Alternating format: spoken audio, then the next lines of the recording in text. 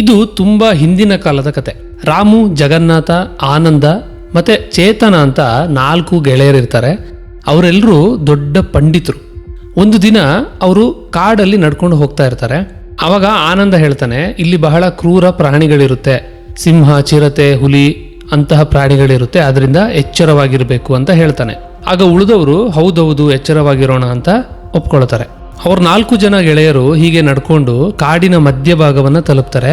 ಆಗ ಅವರಿಗೆ ಸತ್ತು ಹೋಗಿರೋ ಒಂದು ಸಿಂಹದ ಮೂಳೆಗಳು ಬಿದ್ದಿರೋದು ಕಾಣಿಸುತ್ತೆ, ಅಂದ್ರೆ ಅಸ್ಥಿ ಪಂಜರಗಳು. ಆಗ ಚೇತನ ಹೇಳ್ತಾನೆ, ಓ ಇವು ಸಿಂಹದ ಮೂಳೆಗಳು, ಸಿಂಹದ ಅಸ್ಥಿ ಪಂಜರ. ನನ್ನ ಹತ್ರ ಒಂದು ಮಂತ್ರ ಇದೆ, ಆ ಮಂತ್ರವನ್ನ ಹೇಳಿ ಈ ಅಸ್ಥಿ ಪಂಜರನ್ನೆಲ್ಲ ಒಟ್ಟು ಮಾಡಿ ಸಿಂಹದ ಅಸ್ಥಿ ಪಂಜರ ಪೂರ್ತಿ ಆಗೋ ಹಾಗೆ ಮಾಡ್ತೀನಿ, ನೋಡ್ತಾ ಇರಿ ನನ್ನ ಜಾದು ಅಂತ ಚೇತನ ಹೇಳ್ತಾನೆ. ಉಳಿದ 3 ಜನರು ನೋಡ್ಕೊಂಡು ಸುಮ್ಮನೆ ಕೂರ್ತಾರೆ.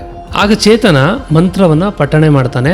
ಅವನು ಪಠಿಸಿದ ಮಂತ್ರದಿಂದ ಕೂಡಲೇ ಸಿಂಹದ ಮೂಳೆಗಳು ಭೂಮಿಯನ್ನ ಬಿಟ್ಟು ಸ್ವಲ್ಪ ಎತ್ತರಕ್ಕೆ ಹೋಗುತ್ತೆ, ಆಕಾಶದಲ್ಲಿ ಹಾರಾಡುತ್ತೆ. ನಂತರ ಆ ಮೂಳೆಗಳು ಒಂದಕ್ಕೊಂದು ಕೂಡಿಕೊಂಡು ಒಂದು ಸಿಂಹದ ಸಂಪೂರ್ಣ ಅಸ್ಥಿ ಪಂಜರ ಆಗುತ್ತೆ. ಆಗ ಚೇತನ ಖುಷಿಯಿಂದ ಹೇಳ್ತಾನೆ, ನೋಡಿದ್ರಾ ಇದು ಸಿಂಹದ ಅಸ್ಥಿ ಪಂಜರ, ನನ್ನ ಮಂತ್ರದ ಶಕ್ತಿಯನ್ನ ನೋಡಿದ್ರಾ ಅಂತ ಖುಷಿಯಿಂದ ಹೇಳ್ತಾನೆ. ಆಗ ರಾಮು ಹೇಳ್ತಾನೆ, ಇದೇನ್ ದೊಡ್ಡ ಸಂಗತಿ ಅಲ್ಲ, ಇದಕ್ಕಿಂತ ಒಂದು ದೊಡ್ಡ ಜಾದುನ ನಾನು ಮಾಡ್ತೀನಿ.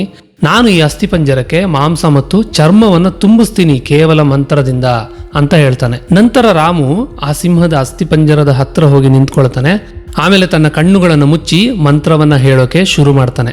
ಉಳಿದ ಸ್ನೇಹಿತರೆಲ್ಲ ನೋಡ್ತಾ ನೋಡ್ತಾ ಸಿಂಹದ ಮೂಳೆಗಳ ಮೇಲೆ ಮಾಂಸ ಮತ್ತೆ ಚರ್ಮ ಎಲ್ಲ ಬೆಳೀತಾ ಹೋಗುತ್ತೆ. ಈಗ ನೋಡಿದ್ರೆ ಇದೊಂದು ಜೀವಂತ ಸಿಂಹ ಅಂತ ಅನಿಸ್ತಾ ಇರುತ್ತೆ, ಆದ್ರೆ ಅದರಲ್ಲಿ ಜೀವ ಇರೋದಿಲ್ಲ. ಆಗ ರಾಮು ಹೇಳ್ತಾನೆ, ನೋಡಿದ್ರ ನಾನು ಈ ಸಿಂಹಕ್ಕೆ ಚರ್ಮ ಮತ್ತೆ ಮಾಂಸವನ್ನ ತುಂಬಿಸ್ಬಿಟ್ಟೆ, ಇದೇ ನನ್ನ ಮಂತ್ರದ ಶಕ್ತಿ. ಇದನ್ನೆಲ್ಲ ಜಗನ್ನಾಥ ನೋಡ್ತಾ ಇರ್ತಾನೆ. ಅವನಿಗೂ ಅನ್ಸುತ್ತೆ ನನ್ನ ಮಂತ್ರ ಶಕ್ತಿಯನ್ನು ಕೂಡ ಪ್ರಯೋಗ ಮಾಡಬೇಕು ಅಂತ. ಅದಕ್ಕೆ ಅವನು ಮುಂದೆ ಬರ್ತಾನೆ, ಸ್ನೇಹಿತರ ಹತ್ರ ಹೇಳ್ತಾನೆ, ಸ್ನೇಹಿತರೆ ನೀವು ಮಾಡಿರೋದೆಲ್ಲ ಚೆನ್ನಾಗಿದೆ, ನಿಮ್ಮ ಮಂತ್ರಶಕ್ತಿ ತುಂಬಾ ಅದ್ಭುತವಾಗಿದೆ, ಆದ್ರೆ ನನ್ನ ಹತ್ರ ಇರೋ ಮಂತ್ರಶಕ್ತಿ ಅದು ಬಹಳ ಶ್ರೇಷ್ಠವಾಗಿದೆ. ಯಾಕಂದ್ರೆ ಈ ಚರ್ಮ ಮಾಂಸ ತುಂಬಿರುವಂತಹ ಸಿಂಹಕ್ಕೆ ನಾನು ಆತ್ಮವನ್ನ ಕೊಡ್ತೀನಿ, ಈ ಸಿಂಹಕ್ಕೆ ಜೀವ ಬರೋ ಹಾಗೆ ಮಾಡ್ತೀನಿ, ಅಂತಹ ಅದ್ಭುತವಾದ ಮಂತ್ರಶಕ್ತಿ ನನ್ನ ಬಳಿ ಇದೆ ಅಂತ ಹೇಳ್ತಾನೆ. ಅದನ್ನ ಕೇಳಿ 3 ಜನರಿಗೂ ಅಚ್ಚರಿ ಆಗುತ್ತೆ. ಅವಾಗ ಆನಂದ ಹೇಳ್ತಾನೆ, ಸ್ನೇಹಿತರೆ ಹೀಗೆಲ್ಲ ಮಾಡೋದು ಬೇಡ, ಈ ಸಿಂಹಕ್ಕೆ ಏನಾದ್ರೂ ಆತ್ಮ ತುಂಬಿ ಬಿಟ್ರೆ ಅದು ತುಂಬಾ ಅಪಾಯ. ಯಾಕಂದ್ರೆ ಈ ಸಿಂಹಕ್ಕೆ ಜೀವ ಬಂದು ಬಿಟ್ರೆ ಈ ಸಿಂಹ ನಮ್ಮನ್ನ ಮೊದಲು ಕೊಲ್ಲುತ್ತೆ, ಆದ್ರಿಂದ ಇಂತಹ ದಡ್ಡತನದ ಕೆಲಸ ಮಾಡೋದು ಬೇಡ, ಹೀಗಂತ ಆನಂದ ಎಚ್ಚರಿಕೆ ಕೊಡ್ತಾನೆ.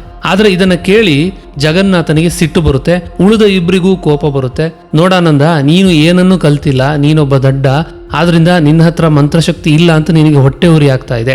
ಈ ಮಂತ್ರಶಕ್ತಿಯನ್ನ ಜಗನ್ನಾಥ ಪ್ರಯೋಗ ಮಾಡ್ಲಿ ಅಂತ ಇಬ್ರು ಹೇಳ್ತಾರೆ. ಜಗನ್ನಾಥ ಕೂಡ ನಾನು ಈ ಮಂತ್ರಶಕ್ತಿಯನ್ನ ಪ್ರಯೋಗ ಮಾಡೇ ಮಾಡ್ತೀನಿ ಅಂತ ಹೇಳ್ತಾನೆ. ಅವಾಗ ಆನಂದ ಹೇಳ್ತಾನೆ, ಸರಿ ನಿಮ್ಮಿಷ್ಟ ಬಂದ ಹಾಗೆ ಮಾಡಿ, ಆದ್ರೆ ನನ್ನದೊಂದು ಮನವಿ ಏನಂದ್ರೆ, ನೀವು ಆತ್ಮವನ್ನ ತುಂಬೋದಕ್ಕಿಂತ ಮುಂಚೆ ಅಲ್ಲೊಂದು ದೊಡ್ಡ ಮರ ಇದೆಯಲ್ಲ, ಆ ಮರವನ್ನ ಹತ್ತಿ ನಾನು ಕುಳಿತುಕೊಂಡ್ಬಿಡ್ತೀನಿ, ಆಮೇಲೆ ನೀವು ಜೀವ ತುಂಬಿ ಅಂತ ಹೇಳ್ತಾನೆ. ಈ 3 ಕೂಡ ಜೋರಾಗಿ ನಗಾಡ್ತಾರೆ. ಈ ಆನಂದ ಒಬ್ಬ ಹೇಡಿ ಹೆದರ್ಕೊಳ್ತಾ ಇದ್ದಾನೆ. ನಾವು ನಮ್ಮ ಮಂತ್ರಶಕ್ತಿಯನ್ನ ಪ್ರಯೋಗ ಮಾಡೋಣ ಅಂತ ಹೇಳ್ತಾರೆ. ಆನಂದ ಮರವನ್ನ ಹತ್ತಿ ಕೂತ್ಕೊಳ್ತಾನೆ. ಜಗನ್ನಾಥ ಮಂತ್ರವನ್ನ ಪಠಣೆ ಮಾಡ್ತಾನೆ. ಸ್ವಲ್ಪ ಹೊತ್ತಲ್ಲೇ ಸಿಂಹಕ್ಕೆ ಜೀವ ಬರುತ್ತೆ.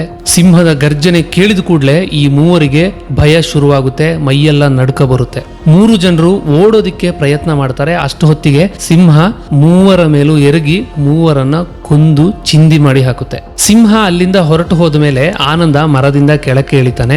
ಅಯ್ಯೋ, ಈ 3 ಎಂತಹ ದಡ್ರು, ಇವರ ಹತ್ರ ಎಂತಹ ಬುದ್ಧಿಶಕ್ತಿ ಇತ್ತು, ಎಂತಹ ಮಂತ್ರಶಕ್ತಿ ಇತ್ತು, ಆದ್ರೆ ಅದನ್ನ ಎಲ್ಲಿ ಹೇಗೆ ಪ್ರಯೋಗ ಮಾಡಬೇಕು ಅನ್ನೋದು ಇವರಿಗೆ ಗೊತ್ತಿರಲಿಲ್ಲ. ಆದ್ರಿಂದ 3 ಕೂಡ ತಮ್ಮ ಅಮೂಲ್ಯವಾದ ಜೀವವನ್ನ ಕಳ್ಕೊಂಡ್ರು ಅಂತ ಬೇಸರ ಮಾಡಿಕೊಂಡು ಆನಂದ ಅಲ್ಲಿಂದ ನಡ್ಕೊಂಡು ಮನೆಗೆ ಹೋಗ್ತಾನೆ.